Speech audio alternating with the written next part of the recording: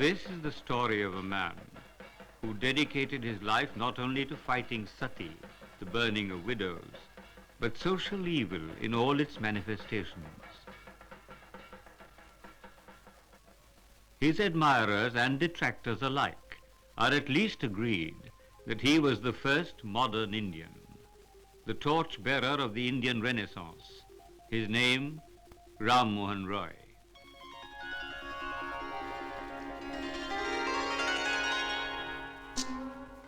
In the words of Rabindranath Tagore, he was born at a time when our country, having lost its link with the inmost truths of its being, struggled under a crushing load of unreason, in abject slavery to circumstance. In social usage, in politics, in the realm of religion and art, we had entered the zone of uncreative habit, of decadent tradition, and ceased to exercise our humanity.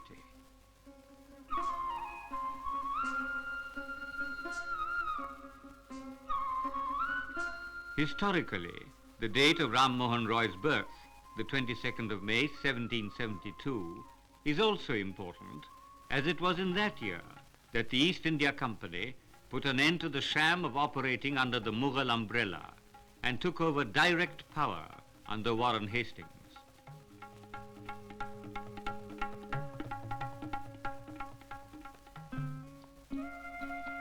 Ram Mohan Roy was born in the village of Radhanagar, where his father was a rich landlord. His family were Kulin, the highest order of Brahmins. His grandfather was chief of different districts during the rule of Muhabbat Jung, Nawab of Murshidabad. His father, Ramakant Roy, was referred to by the collector of Burdwan as a man of property whose revenue was lakhs of rupees, the most respectable man in the district.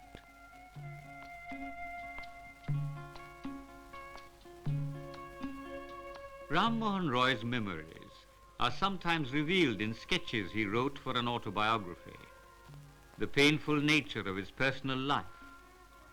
He was married at the age of 9. The child bride died, and 2 other wives were found for the little boy.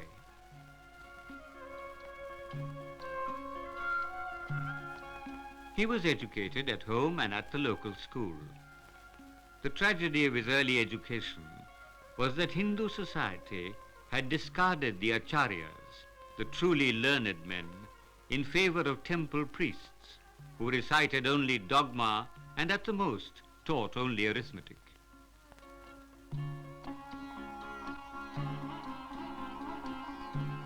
Ram Mohan was sent to Patna to study Arabic and Persian, which was the language of administration.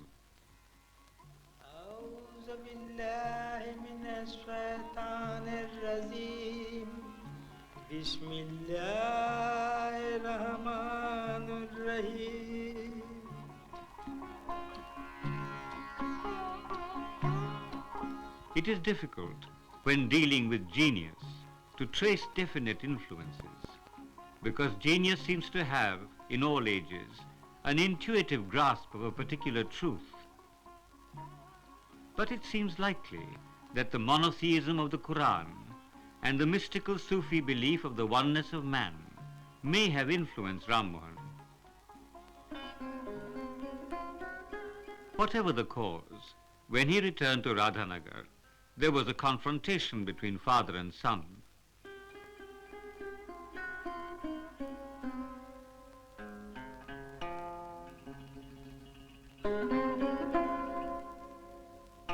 Ram Mohan told his father that idolatry was the basic disease of the Hindu religion. His father reasoned with him, saying that idols were symbols.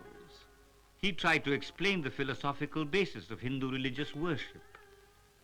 But as his father Ramakant has recorded, whenever I spoke to my son, he always had a kintu, meaning but. And this kintu, this but, was that Ram Mohan Roy was not prepared to tolerate idolatry at all, indeed any religious symbolism which in any way diluted the idea of one God, and only one God for all of creation.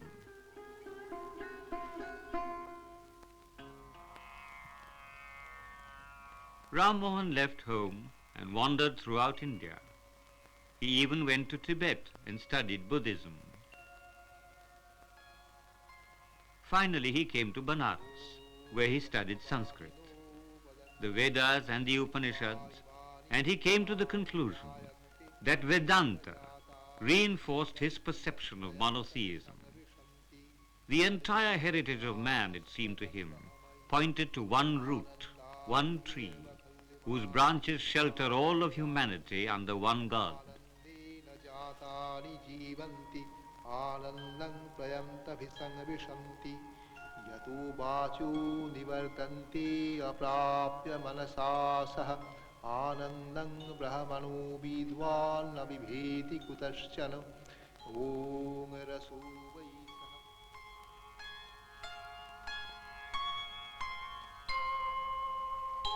Unlike Akbar, who had tried to create a Deen-e-Ilahi, a fusion of all religions, and failed, Ram Mohan brought to the problem reasoned, scientific, and erudite thinking.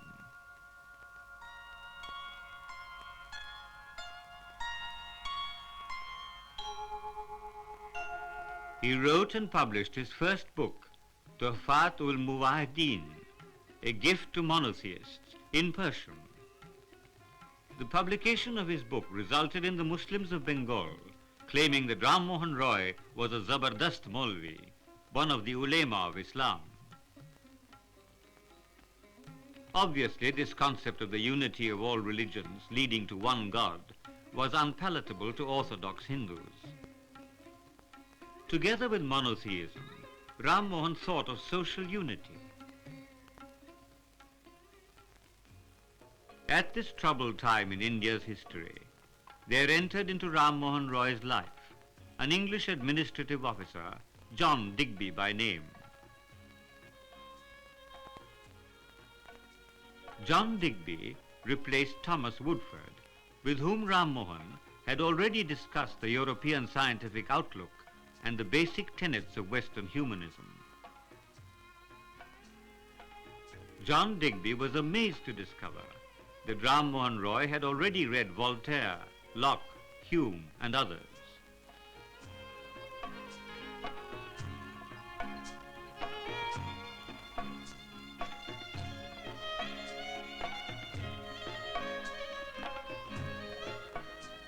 In his quiet way, Digby accepted as his equal his munshi, his head clerk, a man so keen to search after truth. Digby marveled that he had read all the major scriptures in the original, both in terms of monotheism and the various pantheons.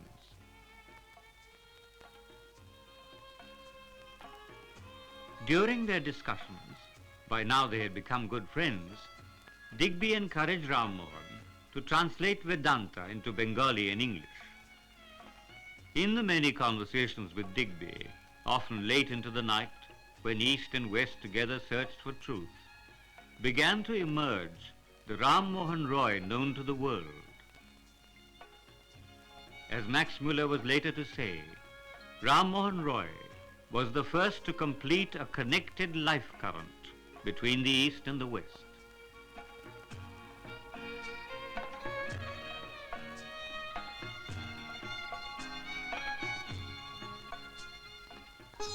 After Digby left for England, Ram Mohan Roy was alone.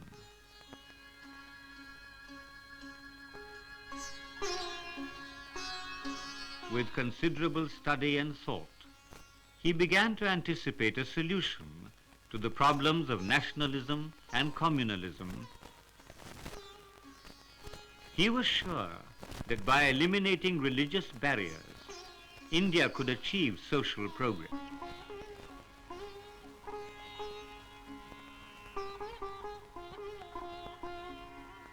Although many people thought that Ram Mohan Roy was a dreamer, he pointed out to his contemporary Brahmins that it was they who suffered from dreams of errors.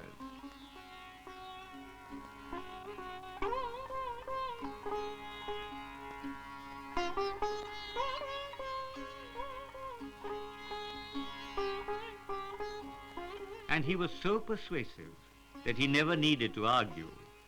What might have been debate became gentle conversation.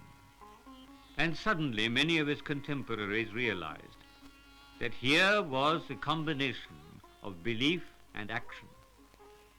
They listened to him in a circle which he founded, the Atmiya Sabha. Among his close associates and friends were Brindan Mitra, Braj Mohan Mazumdar, Nand Kishore Bose, and Dwarkanath Tagore, the grandfather of Rabindranath Tagore.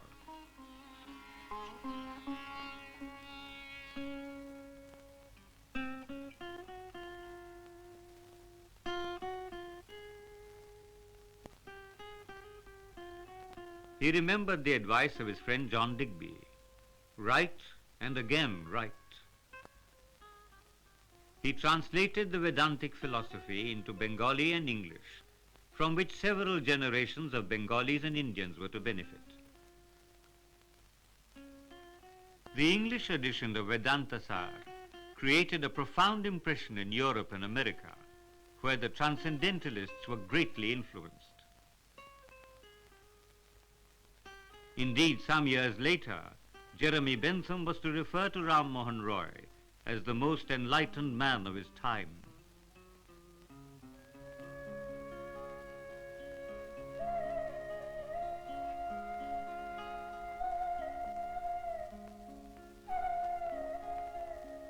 In consonance with his sense of universality, Ram Mohan Roy introduced non-Indian words into the Bengali language. Purity of language was a bogey which he decried. Language changes as society changes, as man changes. Everything does not need to be in Sanskrit. The language of the village can be the language of a nation. Ram Mohan Roy was, in fact, the first writer of prose in Bengali. He wrote a grammar of the Bengali language. Much of Ram Mohan Roy's vision was embodied in Rabindranath. As Tagore himself said about Ram Mohan Roy, India's special genius has been to acknowledge the divine in human affairs, to offer hospitality to all that is imperishable in human civilization.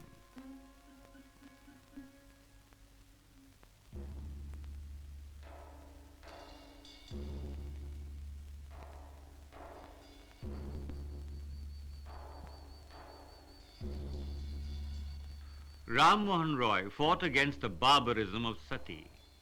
He had seen his brother's widow forced onto the funeral pyre. Very few women immolated themselves willingly. The cruelty was agonizing.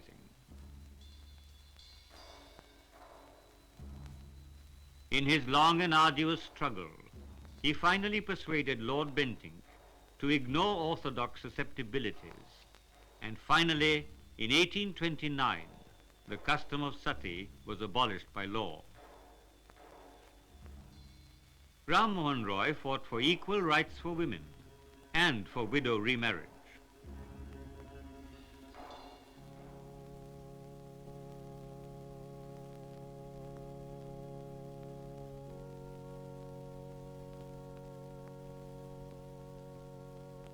Ram Mohan Roy was equally at home in Hebrew, Greek, Latin, Sanskrit, and Arabic. In the history of theology, such a linguist was very rare. Because of his conviction of monotheism, he also took issue with Christian missionaries. If God is one, why emphasize the Trinity? People will not understand so esoteric a concept. Why not speak of only one God?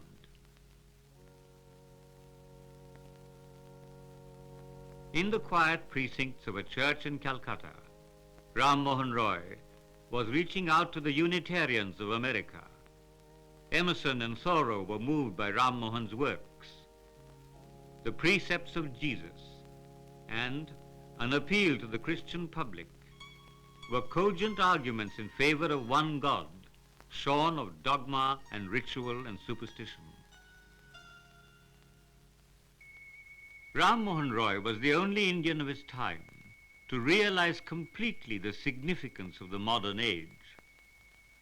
He knew that the ideal of human civilization does not lie in the isolation of independence, but in the brotherhood of interdependence. And if we want to introduce science into an educational system, then language is not important. It is the content that matters.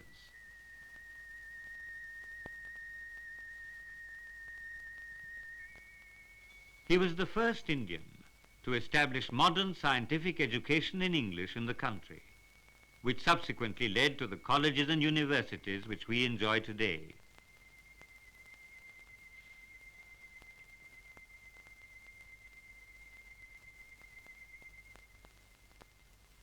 The scientific and social outlook, however strong, did not take away from Ram Mohan Roy's awareness of political realities. He admired the American War of Independence, the French Revolution, the struggle of the Irish for freedom, or a state like Naples wanting freedom from the Austro-Hungarian Empire, Greece wanting freedom from Turkey. Indeed, so significant were his views that they were incorporated in the Constitution of Spain. The Spanish Constitution specifically acknowledged the importance of Ram Mohan Roy as a citizen of the world. Who would have thought that 150 years ago there was a man who advocated the abolition of passports and the creation of a United Nations? Here was a man who believed in world government.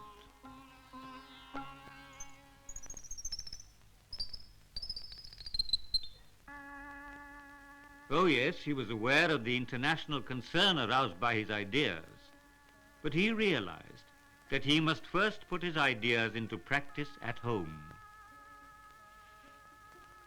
Are we going to be birds in a cage?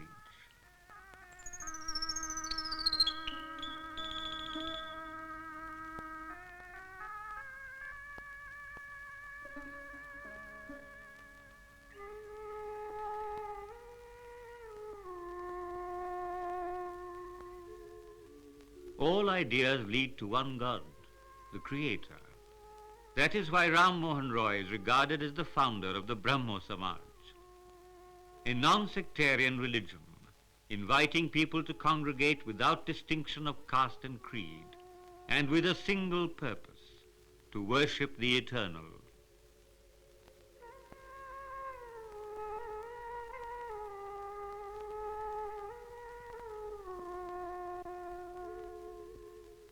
That he was called Raja is almost irrelevant. A khitab, a title, given to him by the Mughal Emperor Shah Alam II, who appointed him his personal envoy to Great Britain. For he was, after all, the Raja of a great spiritual vision. He was the Raja of the search of the Indian people for freedom. He died on the 27th of September, 1833, at Bristol, in England. We might ask ourselves, what is the relevance of this biography to the India of today, in this India in which we suffer casteism, communalism, regionalism?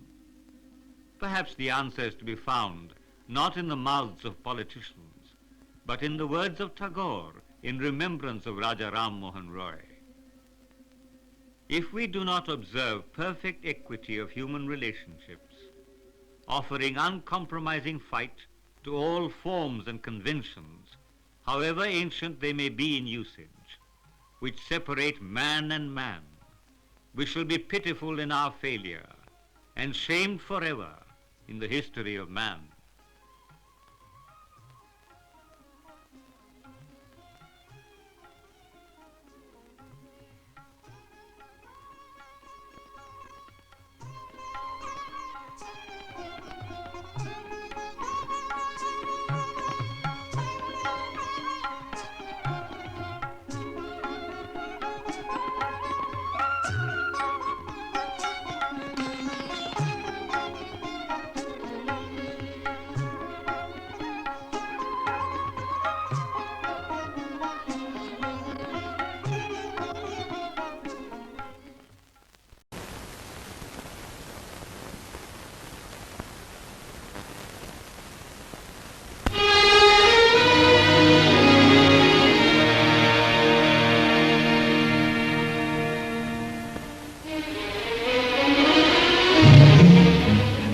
19th century saw the British as absolute masters of the country.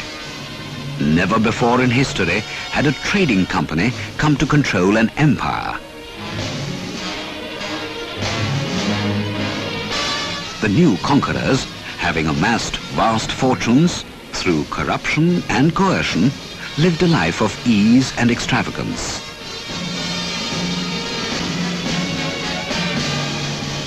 The necessity of a newspaper to expose administrative avarice was thought of by many, but it was James Augustus Hickey who started his Bengal Gazette from Calcutta on the 29th of January 1780. Hinting at corruption in high places, Hickey fired his salvos at the Governor-General, Warren Hastings, and the Chief Justice, Sir Elijah Impey.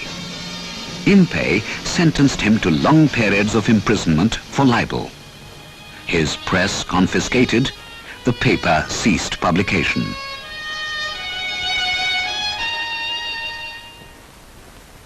Within a decade of Hickey's pioneering venture, several newspapers made their appearance.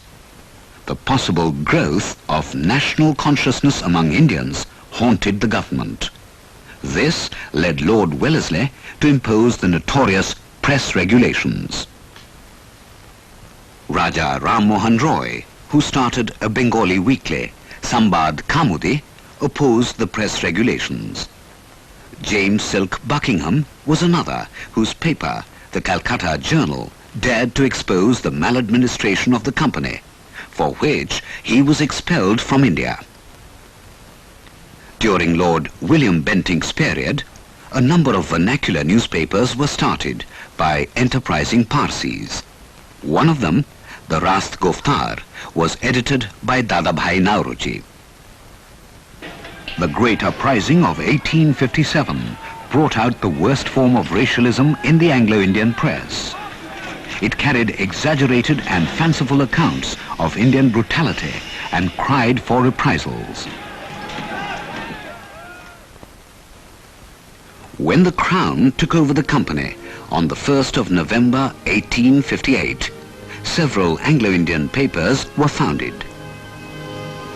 These papers mostly served the Crown and the British business interests.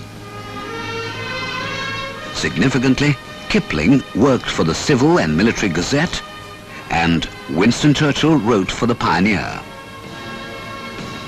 In 1868, Sisir Kumar Ghosh started the Amrit Bazar Patrika, a Bengali weekly, to use his words, to rouse the people from their slumber. The Patrika's fearless exposures often led to head-on collisions with the government. The Lieutenant Governor, Sir Ashley Eden, he was very angry with the Patrika. So he thought that he would speak to my father and make such arrangement that editorials could not be sent to the press straight away. They should first be shown to the Lieutenant Governor and then printed. My father went to Belvedere, where the Lieutenant Governor stayed, and he argued and argued. My father also argued against it. But finally, Lieutenant Governor said that, Shishir Babu, you are insulting me. I shall teach you a lesson. I shall send you out of Calcutta, bag and baggage, in 6 months' time. Because my father had said, does not your honor want that there should be a single honest newspaper in India? This went home. And the Lieutenant Governor went to Lord Lytton, then Viceroy, and brought out this, the Vernacular Press Act. Several vernacular papers closed down. Amrit Bazar Patrika switched overnight to English to circumvent the act. During this period, Sardar Dayal Singh Majithia launched the Tribune from Lahore. The Hindu appeared from Madras. Its first editor, G. Subramanya Iyer, was to emerge as a great journalist. The role he played in politics could best be understood when it is known that it was he who moved the first resolution of the Indian National Congress at its very first session in Bombay in 1885. And from that time onwards, the editors of the Hindu have been in some way or the other concerned very closely with the experiences of the national movement. Magnitude of that task could be understood by the fact that they had to confront not only the establishment of the day, but also the Anglo-Indian press, which was propped up by the British rulers to support them. Despite all these odds, national newspapers began to appear in most parts of the country. When, in response to Alan Octavian Hume's call, the Indian National Congress was formed on the 28th of December 1885, it heralded a renaissance in which the press fully participated. Tilak was the first to realize the power of the press. He used his papers, the Kesari and Maratha, to attack government's apathy and exploitation. In 1897, he was sentenced to 18 months rigorous imprisonment, the first conviction of a political journalist. The massive political agitation that followed the Bengal partition in 1905 was supported by the entire national press. Surendranath Banerjee and Aurobindo Ghosh kept the agitation alive in the columns of Bengali and Bande Mataram. Amrit Bazar Patrika indignantly remarked, "Lord Curzon has thrown 60 millions of Bengalis into a paroxysm of grief. He has 72,000 British soldiers to help him." Lala Lajpat Rai, whose political career started with his militant weekly, The Punjabi, was arrested on a trumped-up charge and deported to Mandalay. The ferocity of what Gokhale called the sedition hunt reached its peak when Lord Minto clamped the Newspaper Act on the 8th of June 1908. Innumerable newspapers throughout the country ceased publication. Subramania Bharati, the Tamil poet-journalist, crossed over to Pondicherry to escape arrest. Tilak was deported to Mandalay to serve a 6-year sentence.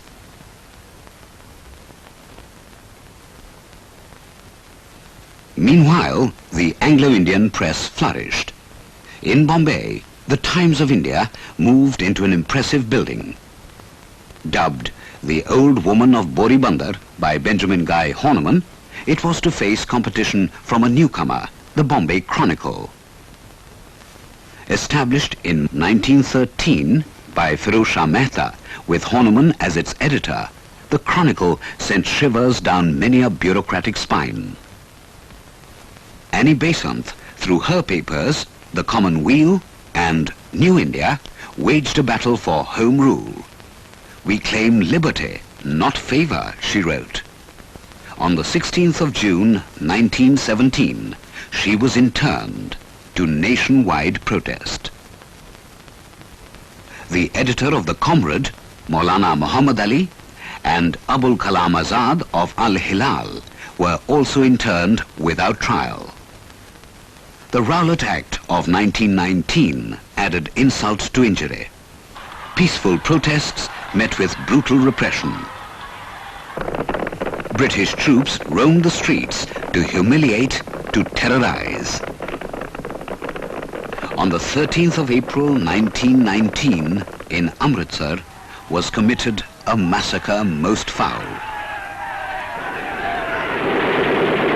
In connivance with the Anglo-Indian press, the government's attempts to suppress the news of the Jallianwala Bagh tragedy were foiled by the Bombay Chronicle, which published a detailed report. For this, Horniman was deported to England and censorship clamped on the paper. To mark its protest, the editorial column of the Chronicle was left blank. Severe penalties awaited many others. Kalinath Rai, the editor of the Tribune, was sentenced to 2 years rigorous imprisonment. Kalinath Rai, who served a very long period as editor of the paper, suffered a great deal during his tenure. The paper was closed down during the independence movement for a period. Kalinath Rai was sentenced to imprisonment and a fine. During the martial law days, he even had to crawl as a punishment. Punishment did not deter him from doing his duty. In fact, Kalinath Rai became a byword in courage and determination. Gandhi, who came into journalism with Young India and Navjivan, said, "Plassey laid the foundation of the British Empire. Amritsar has shaken it." The non-cooperation movement he launched in 1921 convulsed the country. The Secretary of State, Edwin Montagu, advised Indians not to challenge the most determined people in the world. Birkenhead boasted of Britain's hard fibre. Gandhi took up the challenge in an editorial in Young India. No empire intoxicated with the red wine of power and plunder of weaker races has lived long. For his seditious writings, Gandhi was sentenced to 6 years imprisonment. The non-cooperation movement also influenced the pattern of the press. Several newspapers representing various views, the Liberal, the Swaraj Party and the Congress, were launched in different parts of the country. The vernacular press in particular was making its mark.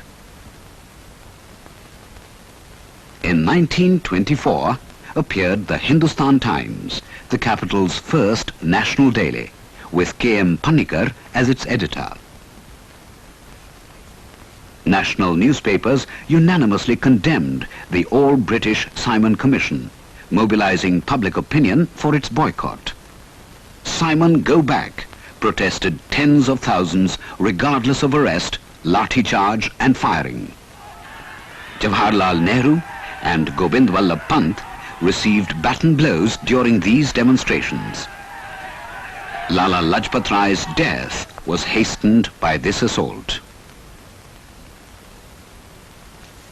When Gandhi started on his unparalleled Dandi March on the 12th of March 1930 to break the Salt Law, the government's reaction was fierce and punitive, particularly towards the press.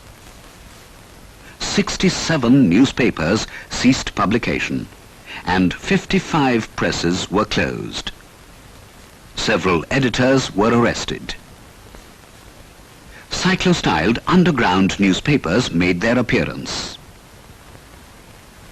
Following the Gandhi-Irwin Pact, the Indian Press Ordinance was withdrawn on the 6th of March 1931.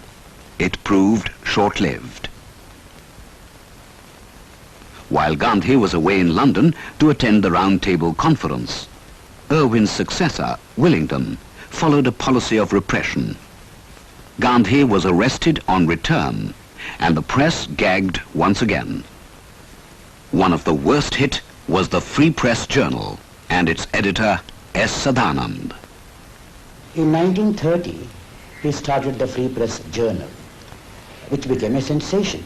It was a revolutionary paper, first of its kind in India. Big, bold headlines, 48-point black, very brash headlines sometimes.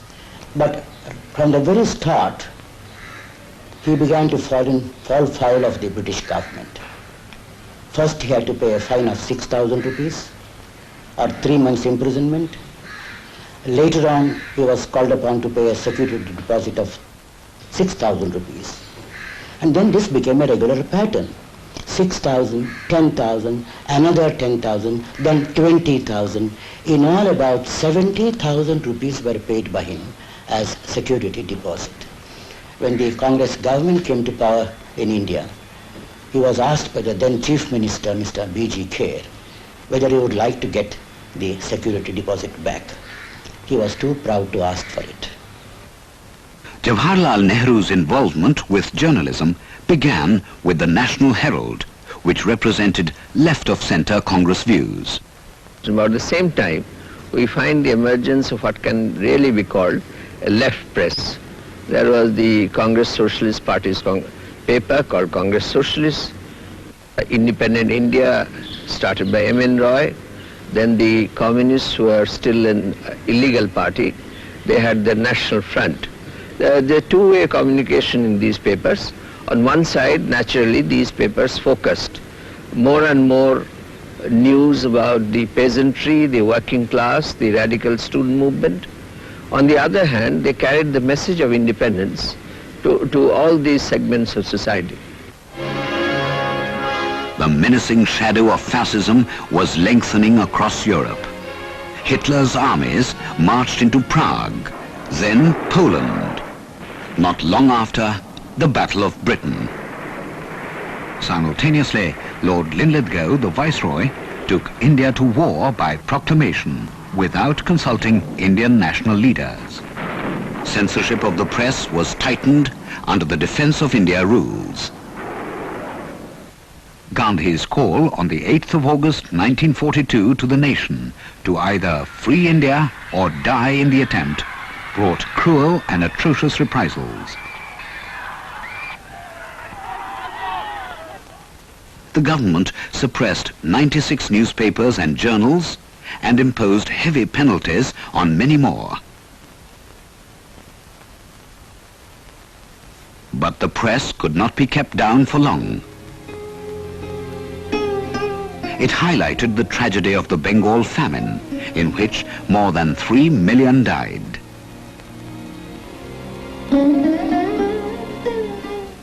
The Royal Indian Navy mutiny, which hastened the departure of the British from India, was flashed by the Free Press Journal and Blitz and some others. The 40s was a period of great upheaval and turmoil. Dawn, the official mouthpiece of the Muslim League, called for the partition of the country. The two-nation theory resulted in the worst ever communal riots in the country.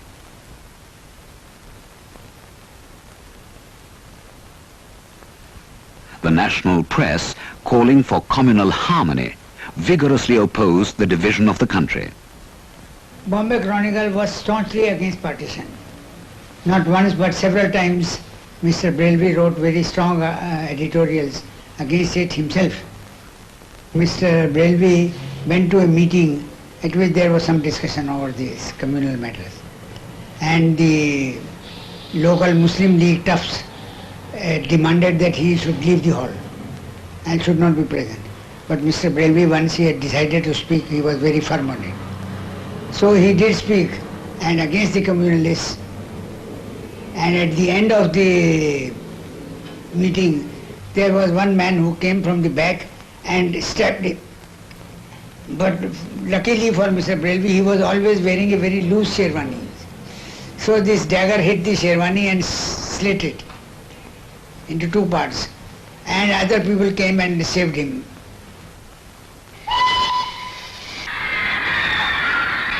Out of the blood and tears of millions, a new nation was born.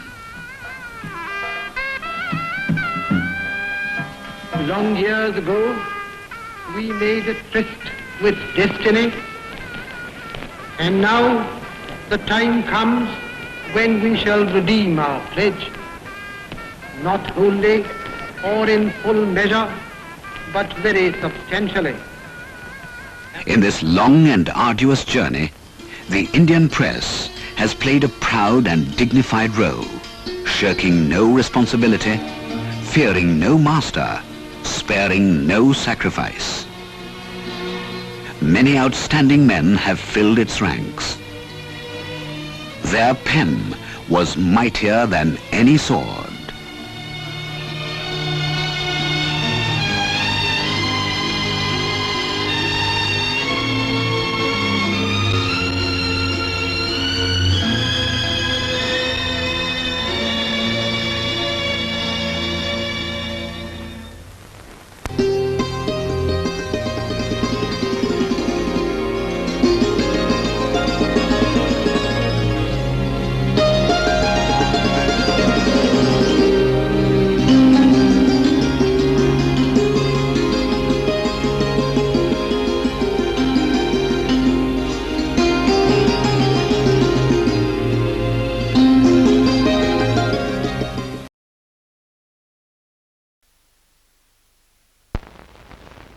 Indeed, in these modern days of the 19th century, Kali Yuga has almost dawned.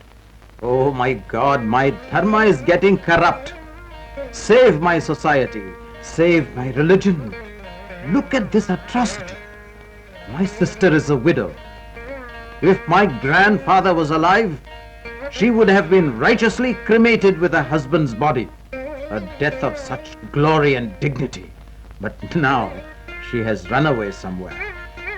Sir, Professor Ishwar Chandra Vidyasagar has propagated the idea of a remarriage. You know, Veerasalingam has started a home for child widows. I found your sister there. Oh, Shiva, Shiva, what a dirty idea. Remarriage for a widow? What an unholy idea to have all widows in one place. These Hindus are losing their religion, getting corrupted by an alien English education. Hence, my Muslim brothers, let us not send our children to modern schools. Sir, my son is a student of the Aligarh College, recently started by our Syed Ahmad Khan. I think all of us should give a better modern education to our children. Let us not get left behind. That is all right. Let people of other religions do what they like. But my son, you cannot change. But Father, our Saint Ramalinga Adigal believes in the universal brotherhood beyond all castes, creed, race, religion and nationality. He feels all men are children of God, whether Hindu, Muslim or Christian. Well, it is a sin to cross the seas. I will neither go out nor accept the aliens. How can all these mlechas be equal to us? Huh? Father, Swami Vivekananda himself has crossed the oceans to talk about our religion in the West. I am more than convinced by his vision of religion. He says he does not want a religion which cannot wipe a widow's tears nor bring a morsel of food to the orphans. Father, we have only 4 more years to see the end of the 19th century. A new era is to begin. Professor Kave in Pune has just married a widow. I also intend to marry a widow and give new life to a poor girl. Let us go to every holy river and pond in this country. We must have a dip in the Ganges to get rid of these sinful thoughts of yours. You are not serious, I am sure. I'm sorry, Father. I'm quite serious. Swami Dayananda has advised us to give up this religion of rituals and holy rivers. I go back to the Vedic religion and find no support for this mechanical counting of the beads.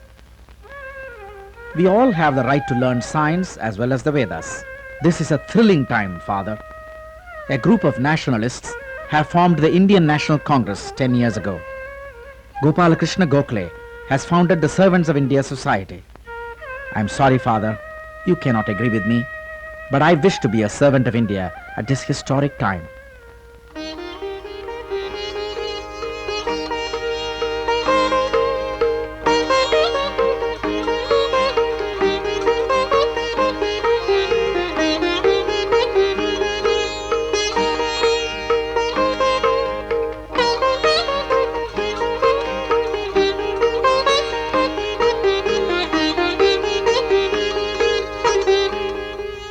Unlike the Upanishads, several of which are in the form of a dialogue between student and teacher, reflecting a spirit of academic freedom, unlike the tradition of the ancient rishis, in which open-minded inquiry and interrogation was part of spiritual sadhana, the early 19th century in India was dominated by superstition when custom overruled curiosity.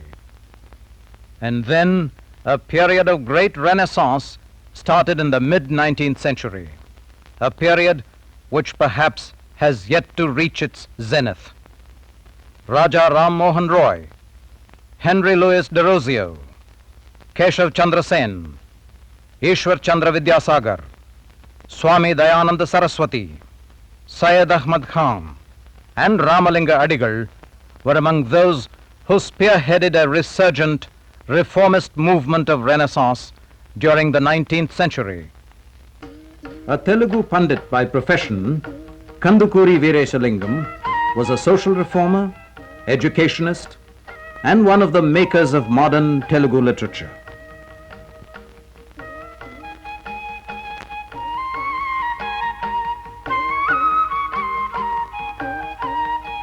A pioneer in the campaign against child marriages, he initiated the practice of widow remarriage. Veerashalingam started an institution for the rehabilitation of child widows in Rajamundry. He conducted Vivekavardhani and other journals to fight against corruption in public services and other malpractices in society. The Widows' Home and Girls' Schools, founded by him in the late 19th century, continue to render their service today in Rajamundry, Andhra Pradesh.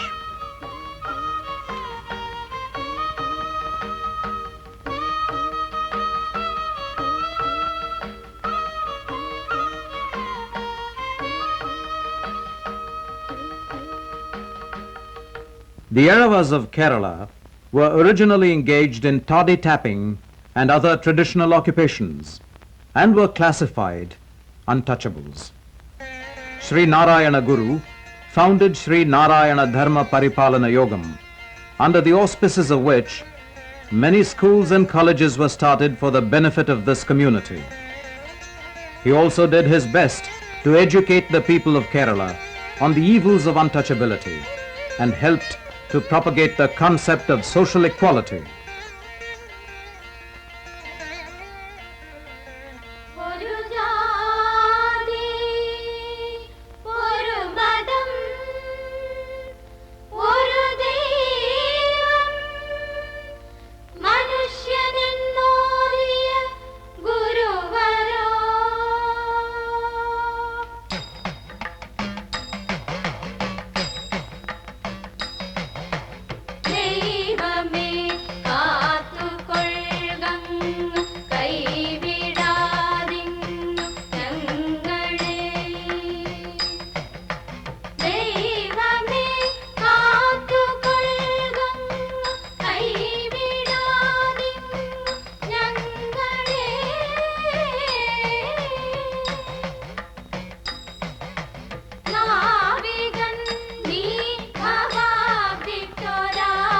Visiting him in his ashram, Rabindranath Tagore wrote, "I have never come across one who is spiritually greater than Sri Narayana Guru." Guruji categorically declared that he found no support for the cruel practice of untouchability in Hindu scriptures, and he worked tirelessly for one caste, one religion, one God for man.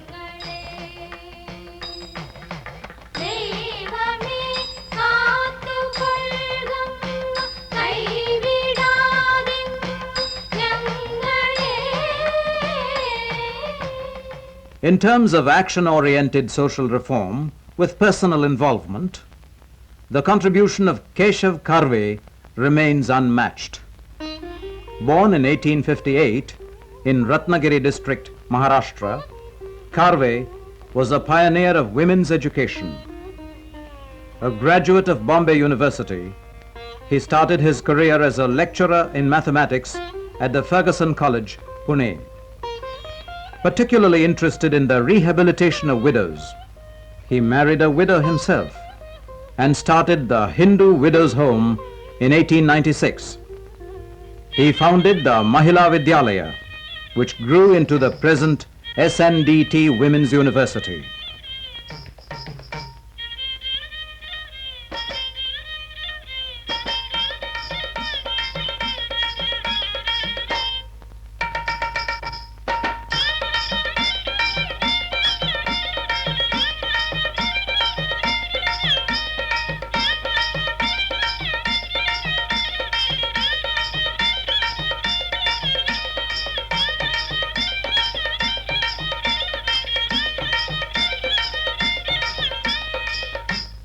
Maharshi Karve, as he was known, lived in this modest room all his life till the age of 104.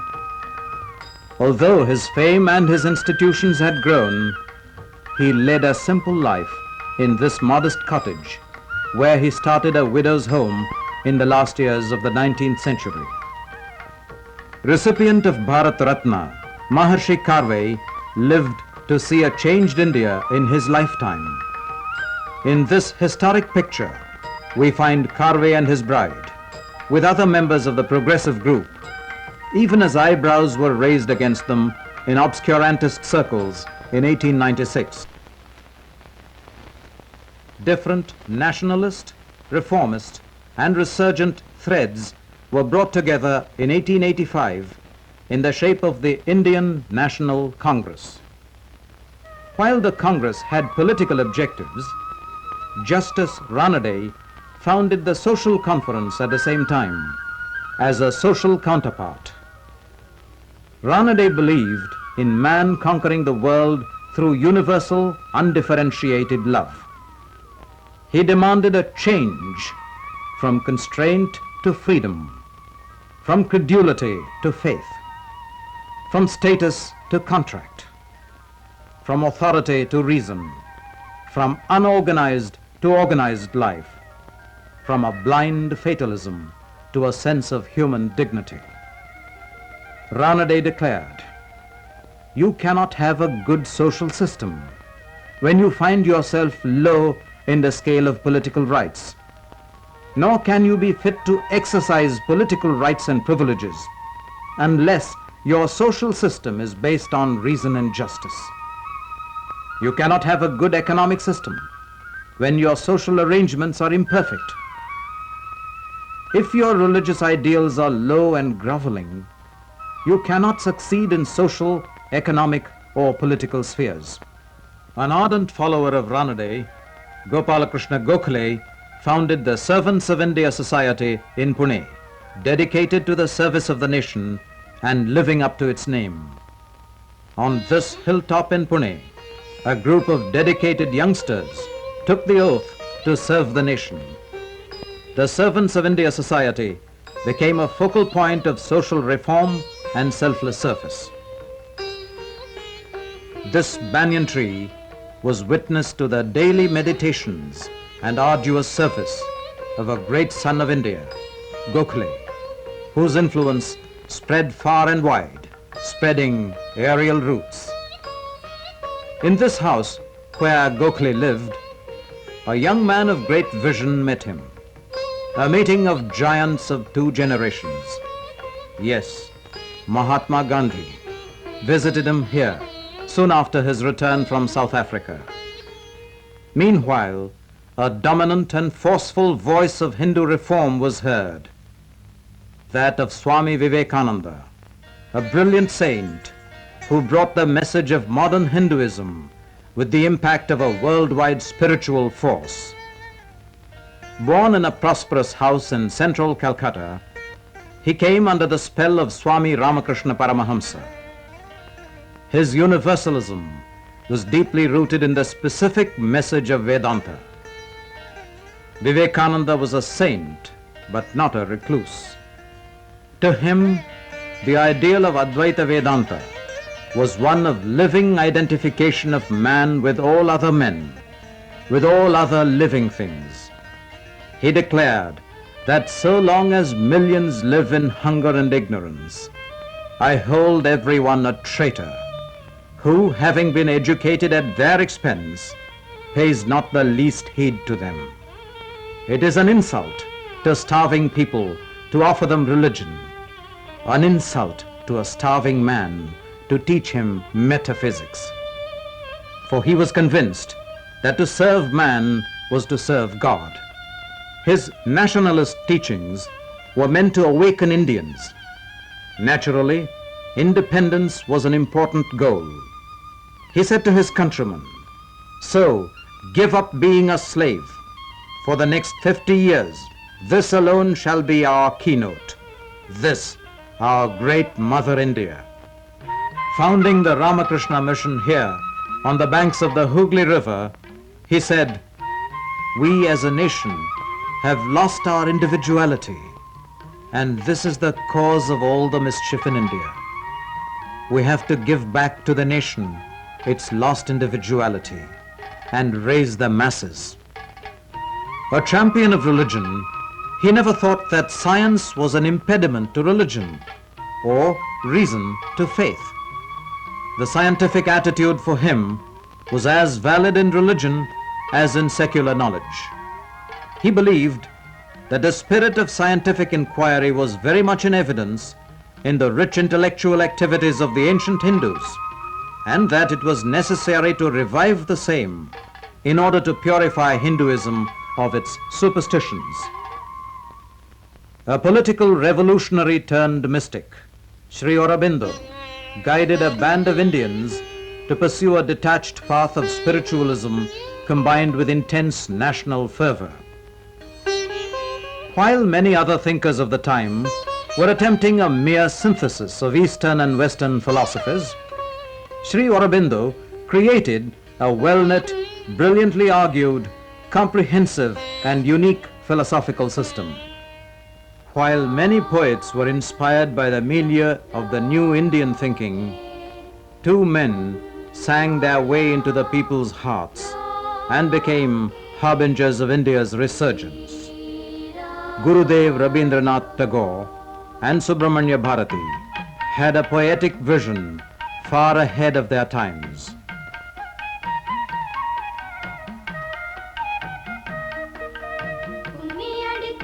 Bharati not only sang the glory of India's liberated woman, but was also the first poet outside the Soviet orbit in the whole world to sing the glory of the Russian Revolution and the new socialist order.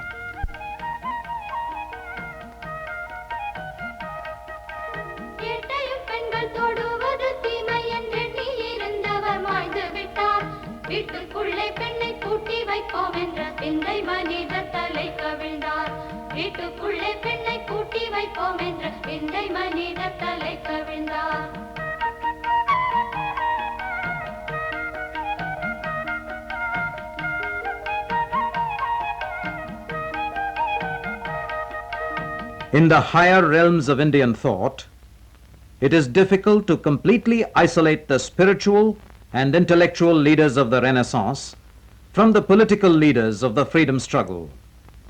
The greatest symbol of intellectual and spiritual Renaissance was Mahatma Gandhi himself, who stood for the elevation of the poorest of the poor, the freedom of the most humble and downtrodden, not limiting his vision of freedom to a mere transfer of political power from one race to another, but expanding his horizon to freedom in economic, intellectual, and spiritual terms, opposed as he was to all kinds of slavery. The national movement not only took upon itself the task of liberating India from Western political rule, but liberating the peasant from the zamindar, the woman from enslavement by man, the untouchable from enslavement by high caste, resulting in a struggle that was multidimensional, moral, ethical, economic, political, and spiritual. Even before performing his great role of bridging the days of India's struggle for freedom with those of a triumphant new voyage of discovering her future destiny as an independent land, Jawaharlal Nehru declared from his prison cell, "India is a geographical and economic entity, a cultural unit amidst diversity, a bundle of contradictions held together by strong but invisible threads. Overwhelmed again and again, her spirit was never conquered. And today, when she appears to be the plaything of a proud conqueror, she remains unsubdued and unconquered. About her, there is the elusive quality of a legend of long ago. Some enchantment seems to have held her mind. She is a myth and an idea, a dream and a vision, and yet very real and present and pervasive. There are terrifying glimpses of dark corridors which seem to lead back to primeval night. But also, there is the fullness and warmth of the day about her. Shameful and repellent she is occasionally, perverse and obstinate, sometimes even a little hysterical, this lady with a past. But she is very lovable, and some of her children cannot forget her, wherever they go, or whatever strange fate befalls them. India will find herself again when freedom opens out new horizons, and the future will then fascinate her far more than the immediate past of frustration and humiliation. She will go forward with confidence, rooted in herself, and yet eager to learn from others and cooperate with them.